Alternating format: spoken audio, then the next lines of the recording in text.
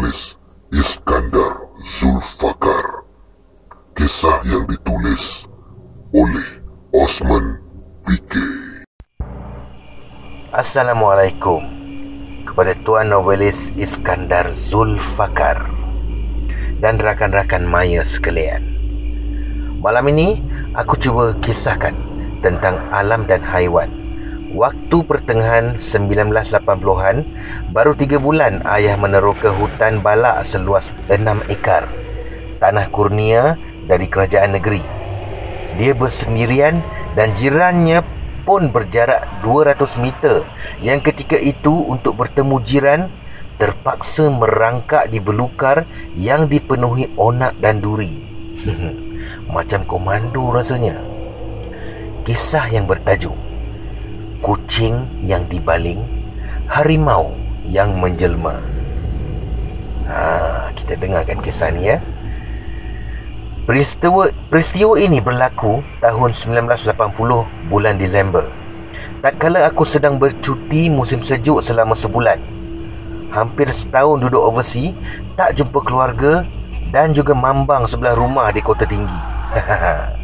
Aku balik ke rumah di Kota Tinggi, tetapi sedihnya ayahku tiada di rumah kerana telah pergi ke Kongkong Masai, mengerjakan tanah hutan yang baru diteroka beberapa hari sebelum aku balik.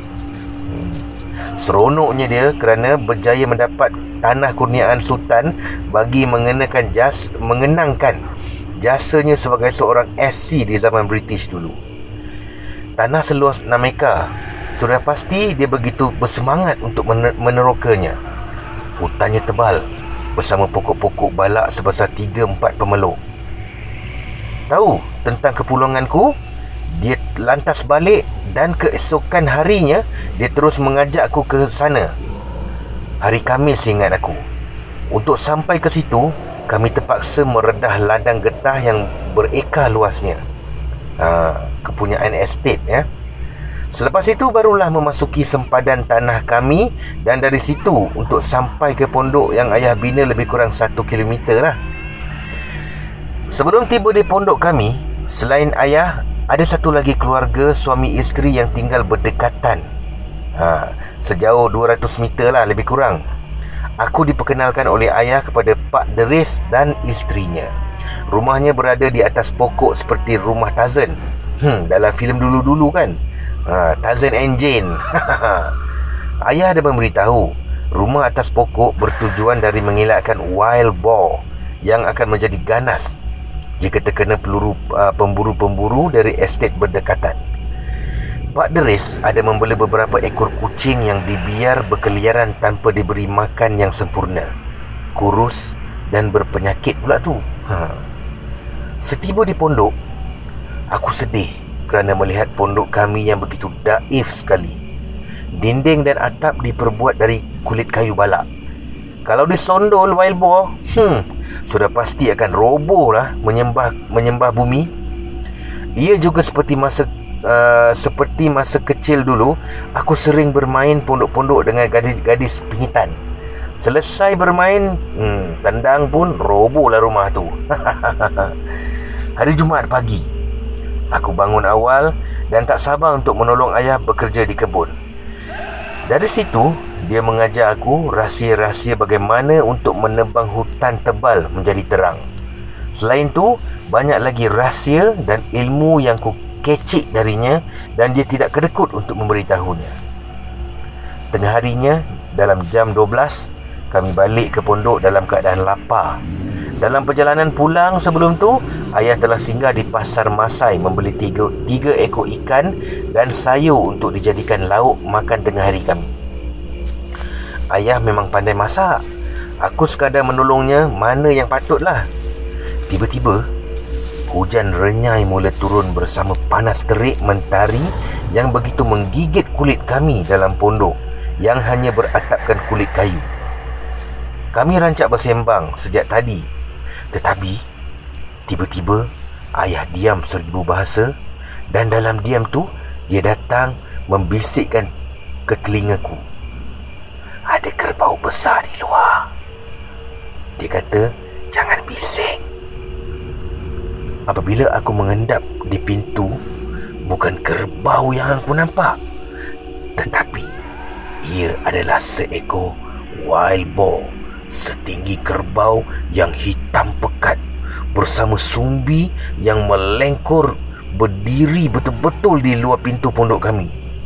Aku terkedu hampir pengsan kerana kalau hujan panas di tengah hari sebegini ada binatang seperti itu, itu bukan binatang biasa.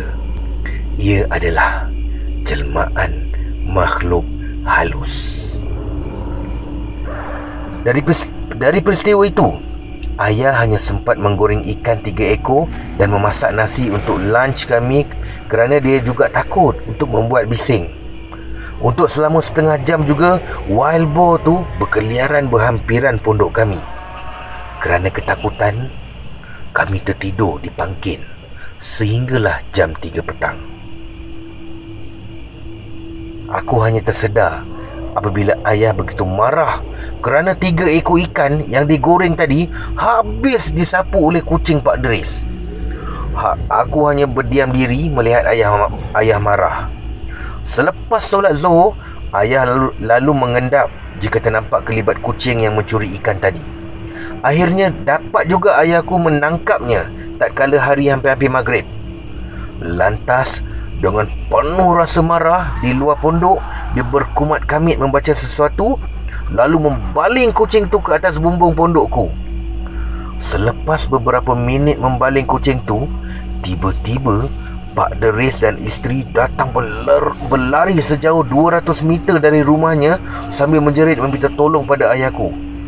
Sesampai di pondok, Pak Deris dengan nada ketakutan memberitahu ayah aku dia ternampak seekor harimau sebesar kapal terbang melayang atas bumbung rumah pokoknya sambil mengaum yang menyakitkan telinga.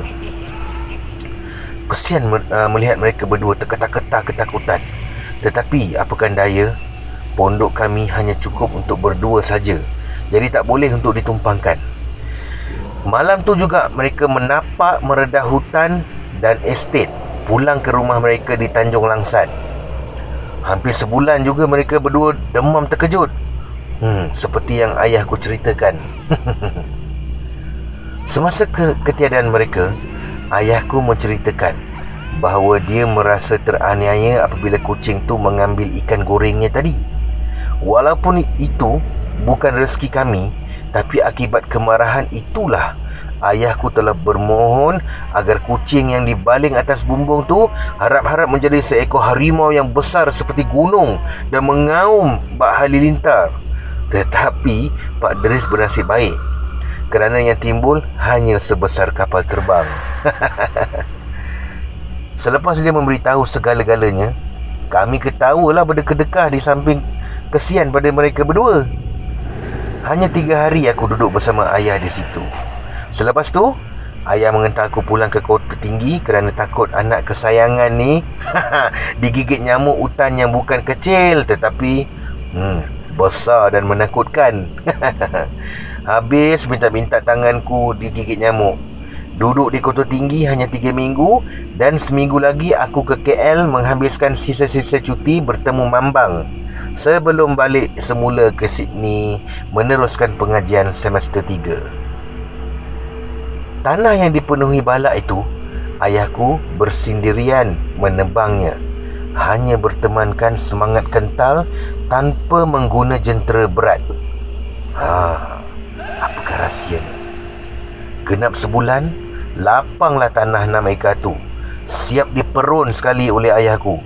Semua orang terkejut mendengar berita tu. Tetapi itulah hakikatnya. Sebab itulah dia begitu berat untuk menjual tanah tu. Dari hasil titik peluhnya itulah dari dulu hingga sekarang tanah tu banyak berjasa kepada keluarga kami. Kini dia telah tiada. Dia anak jati Indonesia berkelana ketika berumur 12 tahun bersama adik kesayangannya. Sanggup meninggalkan keluarga tercinta di tanah Jawa, merantau ke sini. Nak tahu bagaimana dia datang ke sini?